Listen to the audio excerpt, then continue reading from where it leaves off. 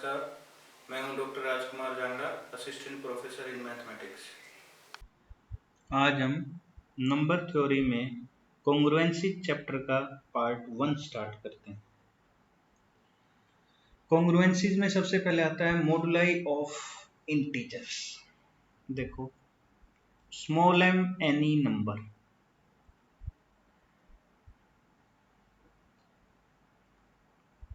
And capital N another number.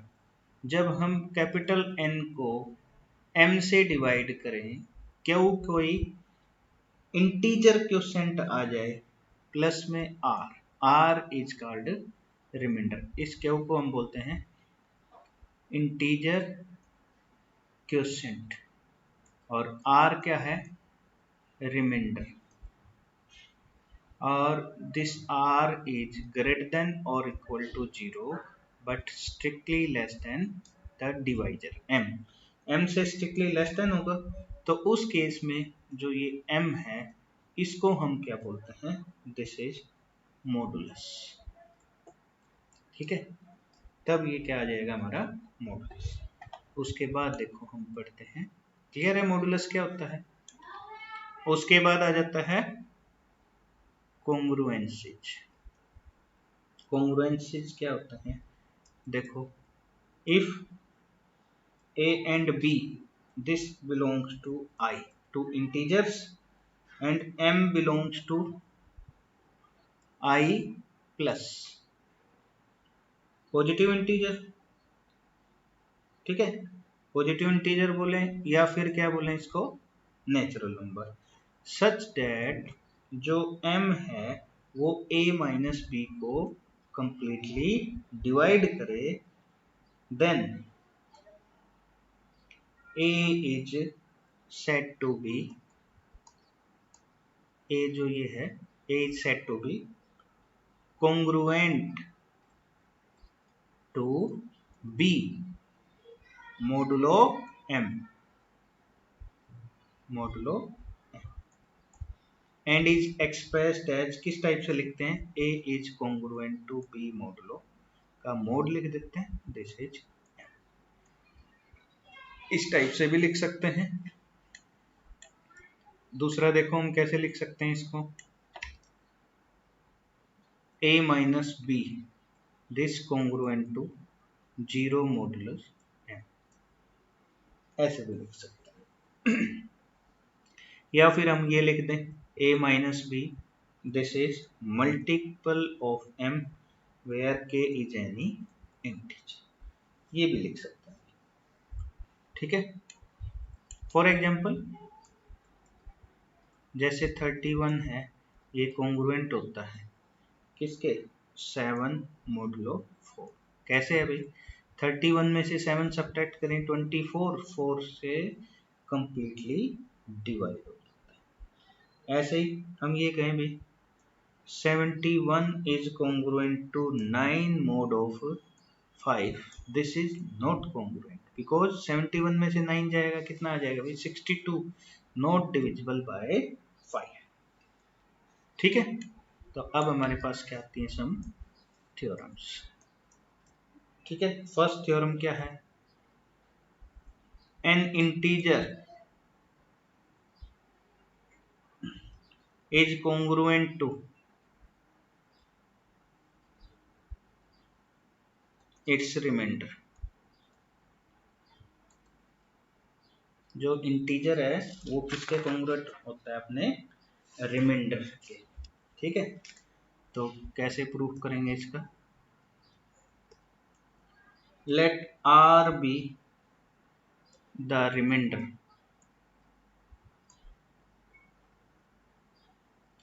obtained on dividing a this by m, that is a किसके equal है, m into कोई integer Q plus में r। तो इसको हम क्या लिख सकते हैं, a minus R is equal to m into Q, therefore a is congruent to r mod of m। ठीक है, यही हमें प्रूव करना था। ठीक है, फर्स्ट थ्योरम ये है। नेक्स्ट थ्योरम देखो क्या है, if A is congruent to B mod M, then A and B leave the same remainder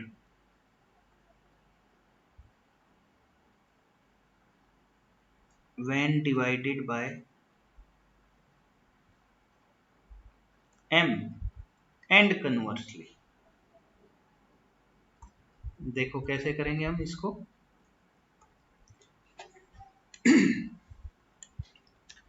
सबसे पहले लेट कर लेते हैं भाई A is congruent to B mod M है, ठीक है। इसका मतलब M कंप्लीटली डिवाइड करेगा A माइनस B को, ठीक है। अब लेट कर लेते हैं R1 and R2 B remainders when A and B are divided by M, where जो R1 है greater than equal to 0 but less than M, and R2 भी क्या है, greater than equal to 0 but less than M, ठीक है। तो इस case में हम क्या लिख सकते हैं, A is equal to A1 into M plus R1, B is equal to B1 into M plus में R2, ठीक है। अब जो A और B की वैल्यूज आई है इसको हम इसमें पुट कर सकते हैं, तो M किसको डिवाइड करेगा, A1 इंटू M प्लस में R1 minus B1 into M plus में R2, ठीक है। तो अब देखो यहाँ से क्या आ जाएगा, M डिवाइड करेगा भाई A1 minus B1 into M plus में R1 माइनस R2 को, ठीक है। अब देखो यहाँ तो M का मल्टीपल है, इसको तो डिवाइड करेगा, प्लस में फिर M इसको भी डिवाइड करेगा, दिस इंप्लाइज M किसको डिवाइड कर रहा है, R1 minus R2, but R1 और R2 दोनों ही M से लेस है तो उनका डिफरेंस भी लेस देन M होगा, तो दोनों किसके इक्वल होंगे, this implies R1 minus R2 must be equal to 0, so R1 is equal to R2, hence A and B leave the same remainder when divided by M। तो इसका converse part भी कर सकते हैं हम। कन्वर्स पार्ट क्या है, हमने लेट कर दिया R be the common remainder when A and B divided by M।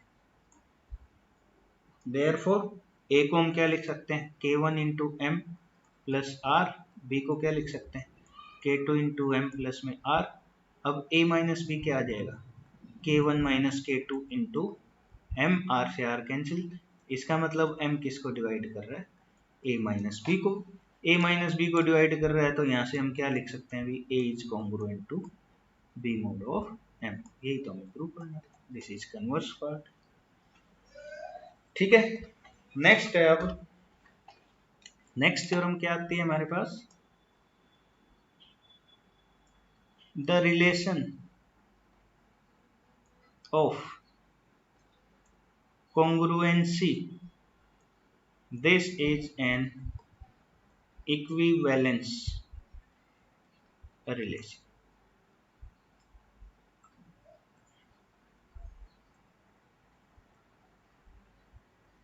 Equivalence relation होगा भी, तो देखो कैसे प्रूव करेंगे। इक्विवेलेंस रिलेशन कौन सा होता है, जो रिलेशन रिफ्लेक्सिव हो जाए, सिमेट्रिक हो जाए और ट्रांजिटिव हो जाए, रिफ्लेक्सिव, सिमेट्रिक एंड ट्रांजिटिव। तो सबसे पहले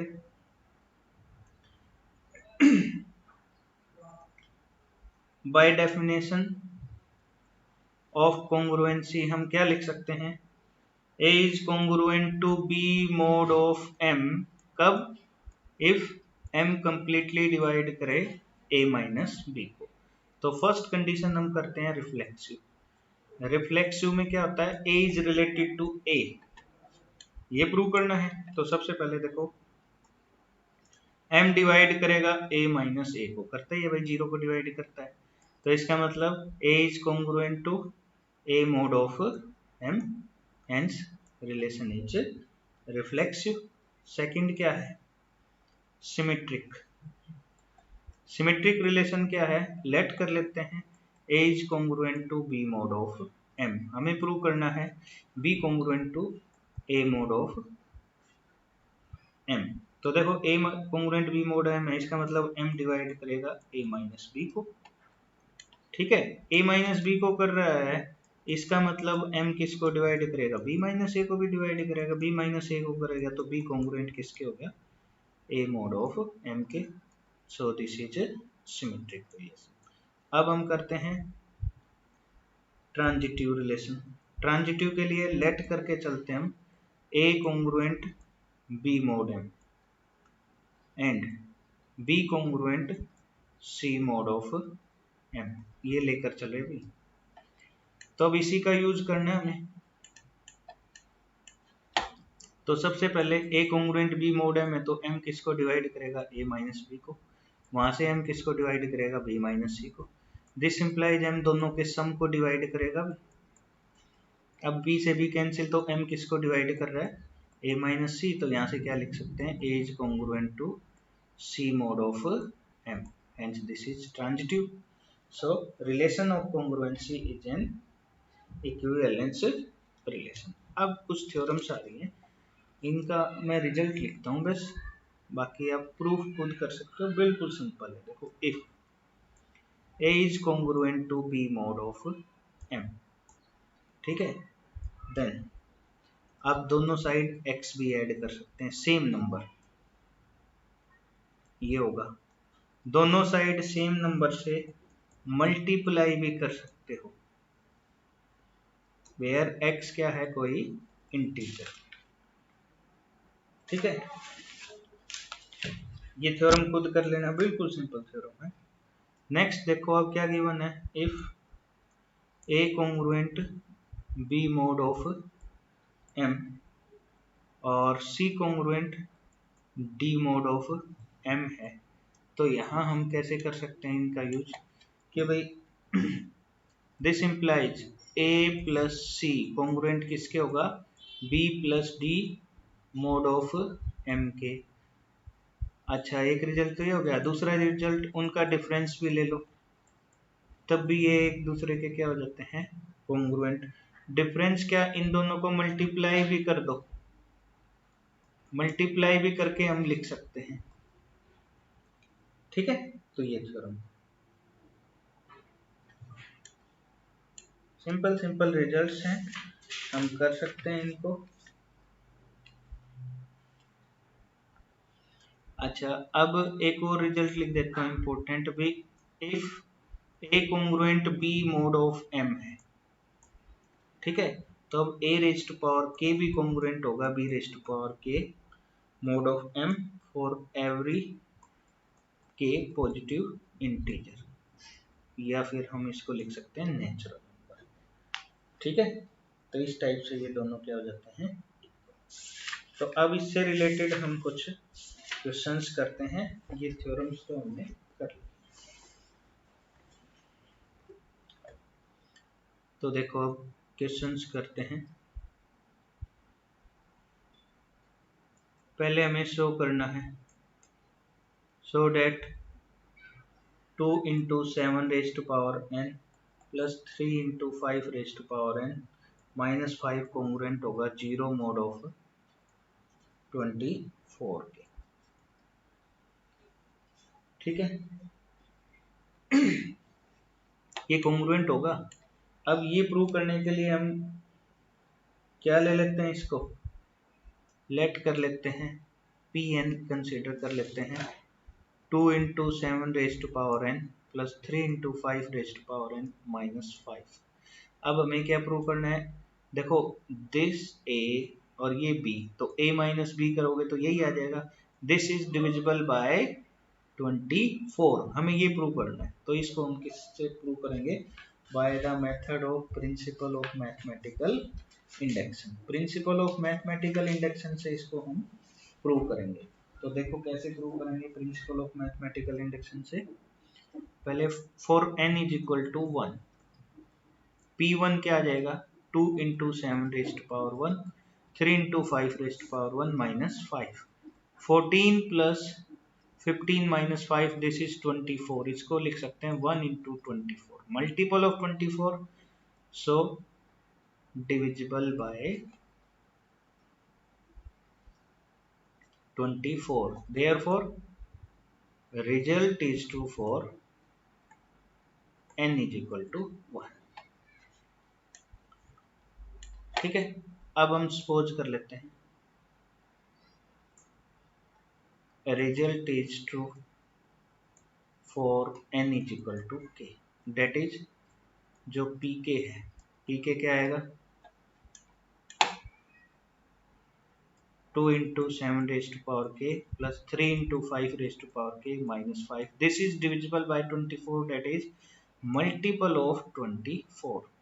तो यहाँ से हम क्या निकाल सकते हैं 2 इंटू 7 रेस्ट पावर k की वैल्यू निकालते हैं 24m, 3 into 5 raised power k plus 5, इसको इक्वेशन नंबर 1 लिख लेते हैं। वी शैल प्रूव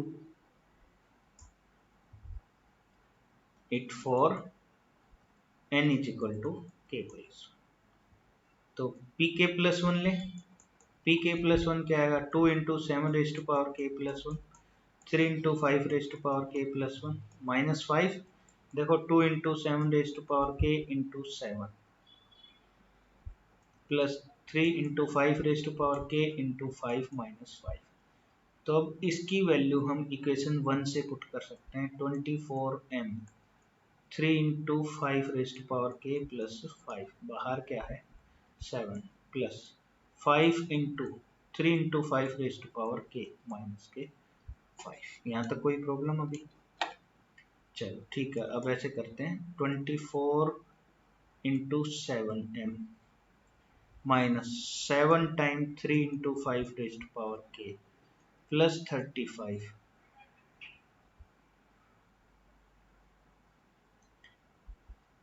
माइनस के क्या आ जाएगा ये 5 into 3 into 5 raised power k minus के 5। देखो हम इसको क्या लिख सकते हैं 24 इंटू 7m माइनस ये 21 हो गया और ये कितना हो गया 15, तो कितना बच गया,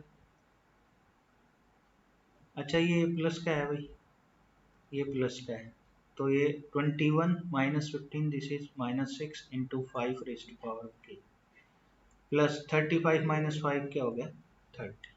तो इसको देखो हम कैसे लिख सकते हैं, हम 6 कॉमन ले लें और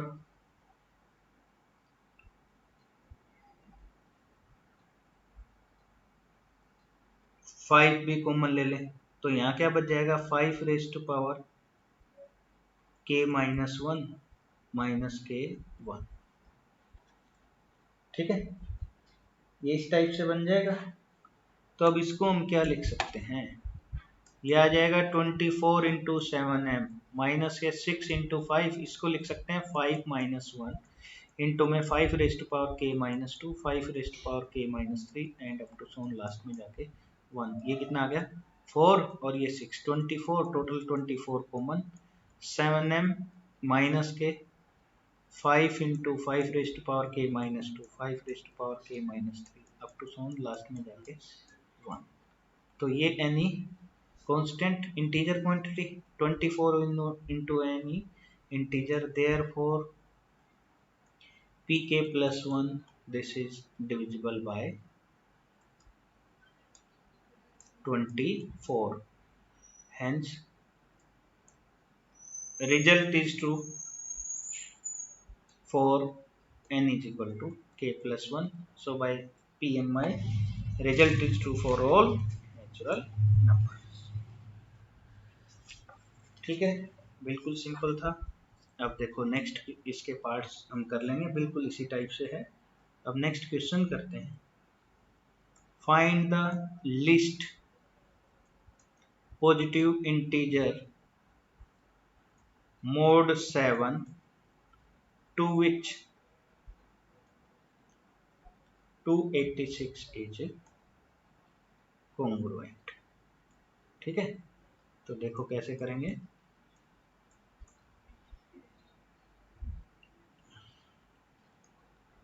बाय एक्चुअल डिवीजन हमने 286 को 7 से डिवाइड किया, तो 7 इंटू 40 कितना हो गया 280 प्लस 6।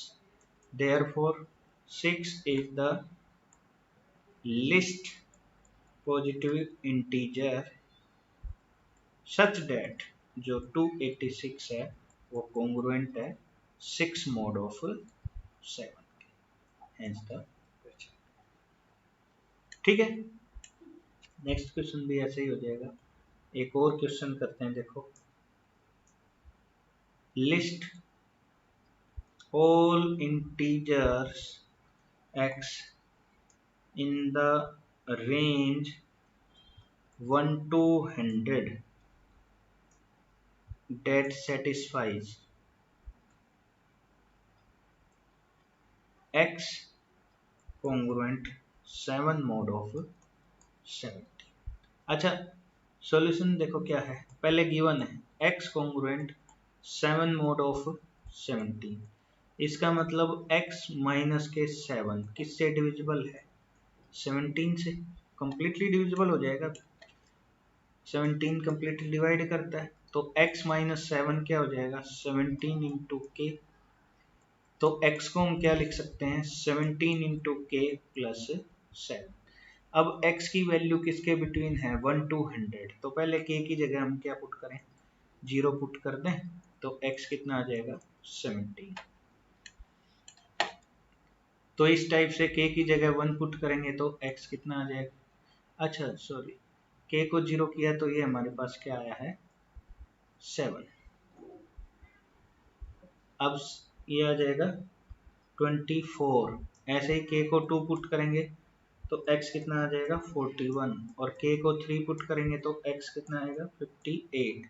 ऐसे ही k को 4 पुट करेंगे तो x आ जाएगा 75, और k को 5 पुट कर दोगे तो x आ जाएगा हमारे पास 92, और 6 पुट करोगे तो ये आगे जाएगा 100 से। तो हमारे पास ये 6 वैल्यूज आ गई x की। ठीक है, चलो नेक्स्ट क्वेश्चन क्या है, देखो right a single congruence that is equivalent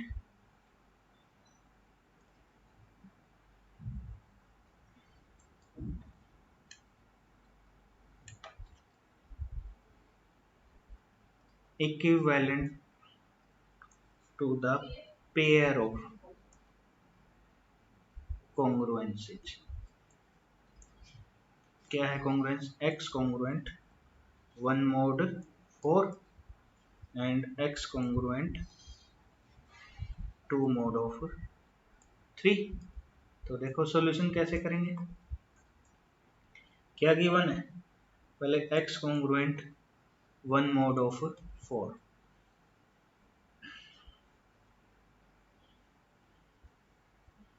इसको हम कंप्लीट को एक नंबर से मल्टीप्लाई कर सकते हैं, 3 से मल्टीप्लाई कर दें, 3x कॉन्ग्रुएंट 3 mod of 12 हो गया।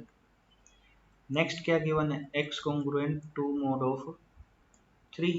अब इसको 4 से मल्टीप्लाई कर देंगे, 4x कॉन्ग्रुएंट 8 mod of 12। अब देखो ये हो गया a congruent b mod m, c congruent d mod m।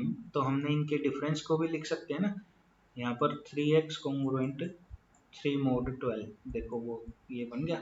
तो अब इनका हम डिफरेंस लें, 4x माइनस 3x क्या आ गया x congruent 5 mod of 12।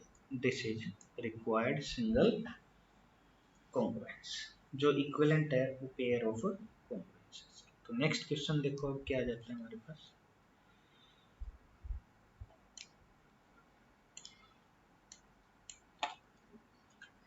Find the reminder when the sum क्या है 1 factorial plus 2 factorial plus 3 factorial plus up to 100 या 1000 factorial. This is divided by 8.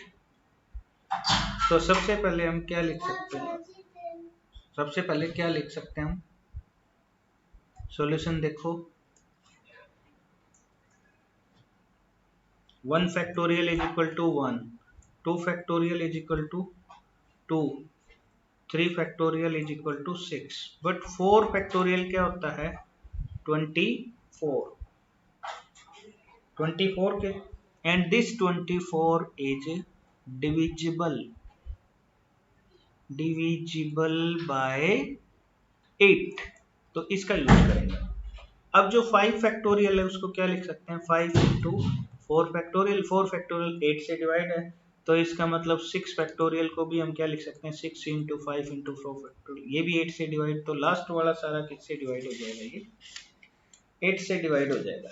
तो हम क्या लिख सकते हैं कि भाई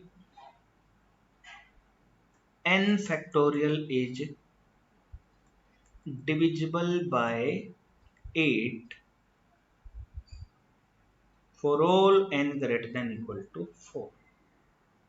ठीक है, ये 8 से डिवाइड होगा.